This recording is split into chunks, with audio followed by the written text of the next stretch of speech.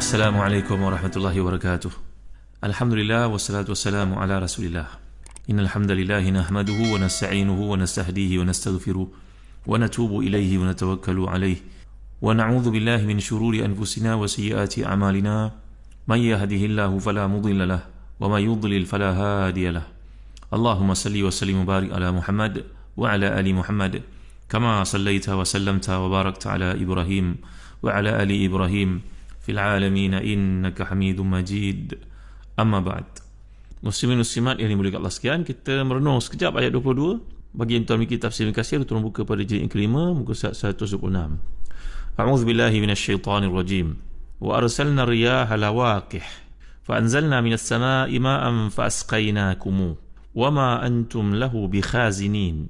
Dan kami telah meniupkan angin untuk mengahwinkan tumbuh-tumbuhan, dan kami turunkan hujan dari langit, lalu kami beri minum kamu dengan air itu, dan sekali-kali bukan kamu yang menyimpannya. Sadaqallahul azim. Perkataan digunakan Al-Quran cukup menarik, itu lawaqih. Jadi ayat yang lalu setelah Allah bicara tentang langit dengan bumi, sekarang dihuraikan tentang angin. Jadi lawaqih ni adalah jamak dari perkataan laqih, kata kebanyakan ulama tafsir. Contohnya kita dapat lihat dalam tafsir Al-Muharrar Al-Wajiz, dalam tafsir Qurtubi, dalam tafsir Ibn Jarir Tabari. Iaitu laqih ni biasanya juga digunakan dalam makna yang lain, iaitu unta betina yang boleh mengandung, yang boleh melahirkan banyak unta, maka dipanggil sebagai liqah. Lam qaf alif ha. Liqah ni berarti juga dalam konteks bahasa Arab yang luas ni berarti sperm, iaitu air mani dan benih kelahiran yang dibawakan oleh seekor haiwan jantan ataupun sebagai manusia lah, contohnya juga digunakan. Jadi dia membawa makna bahawa yang betina ni, lawaqih ni jamak daripada laqih, dia menampung dan melahirkan anak. Boleh jadi juga kata para ulama tafsir lain, contohnya dalam kita dapat lihat dalam kamus-kamus yang lain, contohnya Mu'jam al-Wasit pun, lawaqih ni merujuk kepada jamak dari perkataan mulqih, iaitu yang jantan yang boleh menjadikan pendemungan pada yang betina itu mengikut perkahwinan dan sebagainya. Kata Imam Muhammad Said Tantawi, ini seorang ahli tafsir yang terkemuka di Mesir, bahawa penggunaan kata ni oleh Quran lah sangat tepat, kerana yang demikian ayat ni mengisyaratkan fungsi angin yang dapat menghantar pendemungan tumbuh-tumbuhan dan juga angin yang mengandungi butir-butir air yang kemudian menurunkan hujan. Ini sebenarnya pendapat yang sama juga turut dikemukakan oleh Ibn Ashur sebelum dari Muhammad Said Tantawi ni. Boleh kita lihat pandangan ni dalam tafsir Tahrir wa Tanwir. Dalam tafsir Muntakhab pula nyatakan bahawa ayat menunjukkan kepada apa yang dibuktikan oleh perkembangan ilmu pengetahuan moden,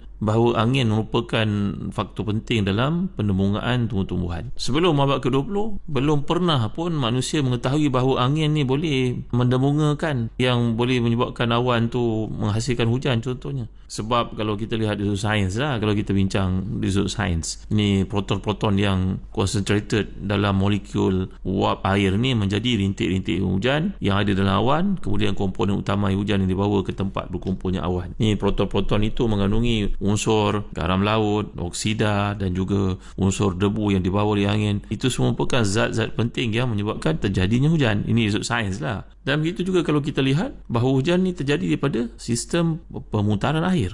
Ni dipanggil sebagai macam kita lihat di sudut ekosistem, bahawa mula daripada pemeluapan dekat permukaan bumi, permukaan laut, kemudian naik ke langit, turun dan berlaku pemeluapan itu sehingga ke atas permukaan bumi dan turun dalam bentuk hujan. Air hujan yang turun menjadi bahan yang menyirami semua makhluk yang hidup termasuk bumi itu sendiri. Kemudian air hujan itu tak dapat dikawal, ditahan, kerana dia akan meresap masuk ke dalam tubuh bahagian makhluk ni, termasuklah pokok-pokoknya, haiwan yang minum padanya. Inilah kalau kita lihat uniknya pembentangan kaedah saintifik terhadap apa yang Quran nyatakan 1400 tahun yang lalu. Yang sebenarnya kalau kita lihat, bila Allah menyatakan arsalna riyaha lawaqih, ini ada bahasanya dari sudut para ulama daripada zaman sahabat lagi sebenarnya, bahawa kalau kita sebagai contohnya, biasanya perkataan rih adalah untuk azab, riyah adalah untuk rahmat. Bila Allah menyatakan fa'arsalna alaihim rihan wa junudan lam tarawha, ini contohnya surah Al-Ahzab ayat ke-9. Kami kirimkan kepada musuh-musuh Islam ini angin dan tentera yang mereka tidak melihat, yang kamu tidak melihat. Itu juga bila Allah nyatakan dalam ayat fa'arsalna alaihim rihan sarsara, kami kirim kepada mereka ni angin yang sangat dingin lagi kencang. Jadi nampaknya rih dalam konteks kedua ayat yang kita bawakan ni, surah Al-Ahzab ini menampakkan bahawa ia merupakan satu azab. Bila sebut rih, dia merupakan satu yang bersifat azab. Berkata Abdullah bin Abbas radhiyallahu anhu berkaitan dengan perkara ini, bahawa ma habat rihun kat ila jathan Nabi sallallahu alaihi wasallam ala rukbatayhi wa qala Allahumma ja'alha rahmatan wa la taj'alha azaban, Allahumma ja'alha riyahan wa la taj'alha rihan. Dalam hadis yang sahih ini, bahawa dalam Musnad Abu Ya'la, dalam riwayat Tabarani, dalam riwayat Baihaqi, bila Ibn Abbas mengatakan, kami melihat Rasulullah bila angin kencang bertiup, maka leka-leka baginda akan berdoa munajat kepada Allah dengan mengatakan Allahumma ja'alha rahmatan wa la taj'alha azaban, Allahumma ja'alha riyahan wa la taj'alha rihan. Apakah maksudnya? Ya Allah, jadikanlah angin yang bertiup ni sebagai rahmat, jangan jadikan dia sebagai azab. Ya Allah, jadikan dia sebagai riyah, jangan jadikan dia sebagai rih. Kerana bila menyatakan tentang rih, kata Abdullah bin Abbas ni terjemahan Al-Quran ni, sahabat yang paling faqih dan paling banyak terjemahannya terhadap ayat Allah ni, kamu akan melihat Allah menyatakan arsalna alaihim rihan sarsara, arsalna alaihim rihal aqim. Tapi bila Allah menyatakan riyah yang merupakan jamak, maka dia biasa merujuk kepada pendemungan, merujuk kepada membawa berita gembira, macam arsalna riyah lawaqih dalam ayat ini. Begitu juga ayat lain, wa arsalna riyah mubashiratin. Jadi bila merujuk pada riyah, nampaknya kebanyakan ayat menuju kepada maksud rahmat.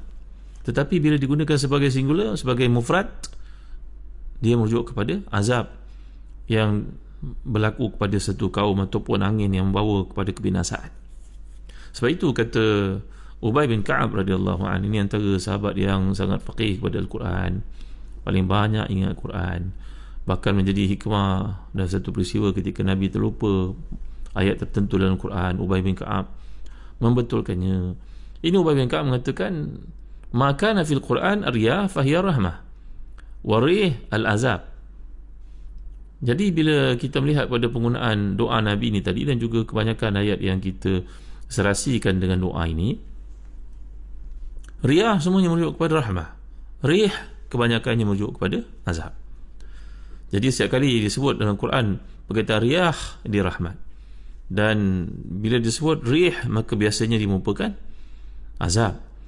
Ini adalah pendapat sebahagian daripada para ulama yang dapat kita perhatikan. Namun tidak menafikan ada pendapat yang lain, kerana sebenarnya ada juga menceritakan dalam Al-Quran ni, kalau kita perhatikan, bahawa Allah SWT membawakan, contohnya dalam berkaitan dengan Nabi Sulaiman AS, bahawa angin itu berfungsi untuk membawa baginda ke tempat yang lain.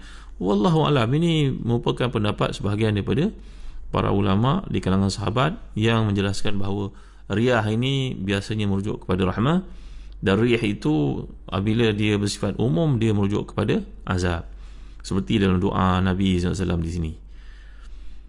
Baik, jadi dalam ayat ini kita dapat lihat lawaqih ni berarti, dalam erti tumbuh-tumbuhan ini berlaku pendemungan.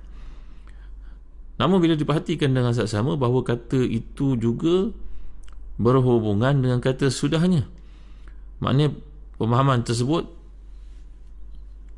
tidaklah pada tempatnya semata-mata, kerana lawaqih ni juga berhubungan dengan yang sesudahnya itu turunnya hujan. Hubungan dimaksudkan ni dengan konteks sebagai sebab dan juga akibatnya lah, sebagaimana yang difahami dalam penggunaan huruf fa dalam ayat ini, iaitu bila Allah menyatakan wa arsalna riyah lawaqih fa anzalna minas sama'i ma'a fa asqainakum. Jadi ini maksud bahawa perkahwinan yang atau penumaan yang berlaku dengan sebab angin ini tadi mengakibatkan turunnya hujan, bukan mengakibatkan tumbuhnya tumbuhan. Ini kerana tidak ada hubungan langsung antara sebab dan akibat, antara pertemuan awan ini dan tumbuhnya tumbuhan. Seandainya yang dimaksudkan dalam ayat ini adalah fungsi angin dalam mengahwinkan tumbuhan, tentulah redaksi ayat ini akan berbunyi, maka tumbuhlah tumbuhan dan siaplah buahnya untuk dimakan. Jadi dalam ayat ini menggambarkan bahawa fungsi angin membawa berita gembira dan menjadikan kehidupan, kesinambungan, keserasian yang ajaib itu di antara hujan yang diturunkan dan juga hasil interaksi hujan itu dengan tumbuh-tumbuhan yang ada di muka bumi. Jadi kemudian kita dapat lihat lagi fa'asqainakumu, bahawa kami beri kamu minum dengannya. Ini menunjukkan bahawa demikian kuasa Allah Taala sehingga segala sesuatu itu terpulang kepadanya, walaupun dalam perkara berkaitan meneguh air. Jadi Allah menciptakan manusia ni memerlukan kepada air, dan menciptakan air dapat diminum oleh manusia. Semua itu adalah mengikut kuasa dan juga kehendaknya. Maka wahai manusia, bahkan semua makhluk yang ada, kamu semua sangat memerlukan kepada Allah SWT. Jika dia menghalang air atau menjadikan satu air itu bersifat masin, tidak menjadi tawar, tentu kamu semua tidak dapat bertahan dalam kehidupan. Bayangkanlah seseorang kita yang kena sakit tekak pun nak minum air, nak telan air pun begitu payah rasanya. Maka itu adalah satu pembuktian bahawa nikmat memberi minum ini adalah milik Allah SWT sahaja. Kemudian datang ayat, wa inna lanahnu nuhyi wa numitu wa nahnul warithun, dan sungguhnya kamilah yang menghidupkan dan matikan, dan kami pula lah yang kekal memiliki segala-galanya. Ni dari sudut bahasa Arab, kalau kita pelajari, ini merupakan satu bentuk isti'arah tasrihiyah, iaitu isti'arah yang berlaku kat sini berarti Allah Ta'ala yang akan kekal mewarisi segala yang ditinggalkan oleh seseorang selepas matinya. Kalau kita faham ayat ini secara singkat, sepintas lalu, orang itu mati, maka hartanya akan diwarisi oleh siapa? Warisnya lah, warasa yang tinggal lah, siapa yang layak lah. Kalau warisnya pula mati, siapa yang akan mengambil tempat itu? Yang berikutnya keturunannya. Sehinggalah kalau kita bayangkan manusia yang terakhir, maka yang terakhir sekali hidup di atas muka bumi sampai berlaku kiamat, maka harta-harta yang dikumpulkan manusia ni ke mana perginya? Di sini satu bentuk isti'arah tasrihiyah yang menunjukkan kepada al-baqa'u lillah, bahawa yang baki, yang tinggal selepas fana dunia ni keseluruhannya, maka itu adalah milik Allah SWT sepenuhnya. Jadi Imam Ghazali memahami perkataan Al-Warith ini dalam kitabnya Al-Asma' wa Sifat, bahawa dia yang kembali kepada pemilikannya selepas kematian para makhluk itu yang memilikinya secara temporary itu. Jadi Al-Warith ni adalah satu sifat mutlak yang menunjukkan bahawa semua manusia akan mati, yang kekal abadi hanya Allah SWT. Nanti di hari kemudian Allah SWT akan membuat satu seruan, limanil mulkul yawm lillahil wahidil qahar. Siapa yang punya kerajaan pada hari ini? Ini adalah satu sebutan yang akan berlaku didengar oleh semua makhluk di hari kiamat besok. Ada jawapannya, lillahil wahidil qahar. Ini pada surah Ghafir ayat ke-16. Bahawasanya ketetapan Allah itu yang akan memiliki yang terakhir adalah Allah SWT. Dan kita dapat lihat juga peringatan tentang perkataan warith ini dalam surah Maryam ayat ke-40. A'udzubillahi minasyaitonirrajim. Inna nahnu narithul arda wa man 'alaiha wa ilaina yurja'un. Sungguhnya kami mewarisi bumi dan semua yang ada di atasnya, dan hanya kepada kamilah mereka dikembalikan. Gitu juga dalam surah Ali Imran yang pernah kita tafsirkan beberapa tahun lalu, ayat ke-180. A'udzubillahi minasyaitonirrajim. Walillahi mirathus samawati wal ard. Kepunyaan Allah lah segala warisan yang ada di langit dan di bumi. Jadi Allah Ta'ala juga disifatkan oleh Nabi Zakaria ketika Nabi yang mulia ni berdoa kepada Allah Ta'ala supaya dikurniakan keturunan.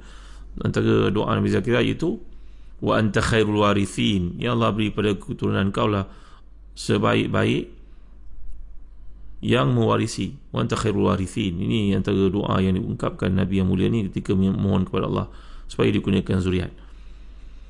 Jadi nanti insyaAllah saya akan bawakan dalam kuliah kita yang berikutnya tentang ayat yang ke-24, walaqad alimnal mustaqdimina minkum walaqad alimnal mustaakhirin. Sekurang-kurangnya ada 7 tafsiran yang dimaksudkan itu. Ada di kanal tafsir yang menceritakan peristiwa ini berlaku pada zaman Nabi SAW, kehadiran seorang perempuan yang cantik, hasna, perempuan yang sangat cantik, datang sembahyang sehingga menarik perhatian beberapa orang sahabat, sehingga dalam sembahyang mereka merhatikannya. Apakah betul perkara tersebut, tuan-tuan? Sedangkan kita tahu bahawa para sahabat merupakan sebaik-baik golongan yang pernah dilahirkan untuk menyokong dakwah Nabi SAW. Ya, mereka bukannya maksum, tetapi melaporkan perkara semikian perlukan kepada sifat kebertanggungjawaban lah, seperti disebut oleh Imam Ibn Katsir tafsirnya bahawa riwayat ini tidak sahih. Tapi ada 7 tafsir lain berkaitan dengan perkara ini, dan masih lagi dalam kerangka berfikir bagaimana Allah Taala menjamin bahawa dia merupakan pewaris dan dia akan memberikan sesuatu yang terbaik untuk hamba-hambanya. Dan berkaitan dengan ayat yang ke-24, insya-Allah kita akan bincang dalam kuliah akan datang. Wallahu a'lam. Wa sallallahu ala sayyidina Muhammad wa ala alihi wa sahbihi wa baraka wasallam. Walhamdulillahi rabbil alamin. Wa barakallahu fikum. Wassalamu alaikum warahmatullahi wabarakatuh.